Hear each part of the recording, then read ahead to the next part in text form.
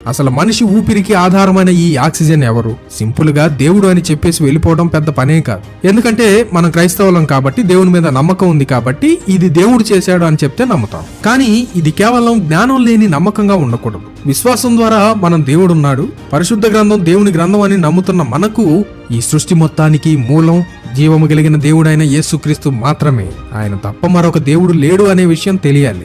ఇదేదో ఒక మూఢనమ్మకం కాదు. క్రైస్తవ జీవితం అంటే ఏదో మత విశ్వాసం కాదు. నిజమైన సృష్టికర్తను కలుసుకోవడానికి ఉన్న ఏకైక మార్గం యేసుక్రీస్తు మాత్రమే అని ఈ సృష్టి కూడా సాక్ష్యం ఇస్తుంది. మనం అందరం స్కూల్స్ లో సైన్స్ చదువుకున్నాం. ప్రతి వస్తువు అణువులతో నిర్మించబడి ఉంటుంది. మనం పీల్చే ఈ ఆక్సిజన్ యొక్క ఒక అణువును మనం పరిశీలిస్తే అందులో సరిగ్గా 8 ప్రోటాన్లు 8 ఎలక్ట్రాన్లు ఉంటాయి. సాధారణంగా 8 న్యూట్రాన్లు ఉంటాయి. ఒక అణువు ఆక్సిజన్ అని పిలువబడాలంటే దానిలో ఖచ్చితంగా 8 ప్రోటాన్లు ఉండాలి. ఇది ఆక్సిజన్ యొక్క అసలైన గుర్తింపు. ఒకవేళ అందులో ప్రోటాన్ల సంఖ్య మారితే ఆ ఎలిమెంట్ మారిపోతుంది. 7 ప్రోటాన్లు ఉన్నాయనుకోండి, అది నైట్రోజన్ అయిపోతుంది. 9 ప్రోటాన్లు ఉన్నాయనుకోండి, అది ఫ్లోరిన్ అయిపోతుంది. కాబట్టి ఆక్సిజన్ ఏర్పడాలంటే 8 ప్రోటాన్లు ఉండడం 100% తప్పనిసరి. మన భౌతికమైన జీవానికి, మన శరీరానికి ప్రాణం పోసే ప్రాణవాయువు యొక్క నిర్మాణంలో దేవుడు పెట్టిన సంఖ్య 8. ఇది కేవలం యాదృచ్ఛికం అంటారా? కానే కాదు. ఇది మన దేవుని యొక్క అద్భుతమైన రూపకల్పన. ఆయన ప్రతిదాన్ని ఒక లెక్క ప్రకారం, ఒక క్రమం ప్రకారం సృష్టించాడు. మన ఊపిరిని నిలబెట్టే గాలిలో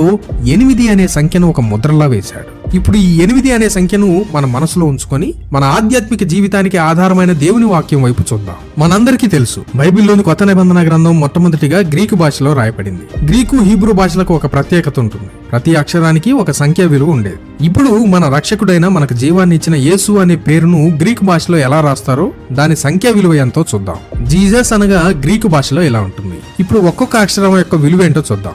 యోటా అనే అక్షరం విలువ 10, ఏటా అనే అక్షరం విలువ 8, సిగ్మా అనే అక్షరం విలువ 200, ఒమిక్రాన్ అనే అక్షరం విలువ 70, ఉప్సిలాన్ అనే అక్షరం విలువ 400, సిగ్మా అనే అక్షరం విలువ 200. ఇప్పుడు ఈ సంఖ్యలన్నింటినీ కలుపుదాం. 10 + 8 + 200 + 70 + 400 + 200 మొత్తం ఎంత వస్తుందో తెలుసా?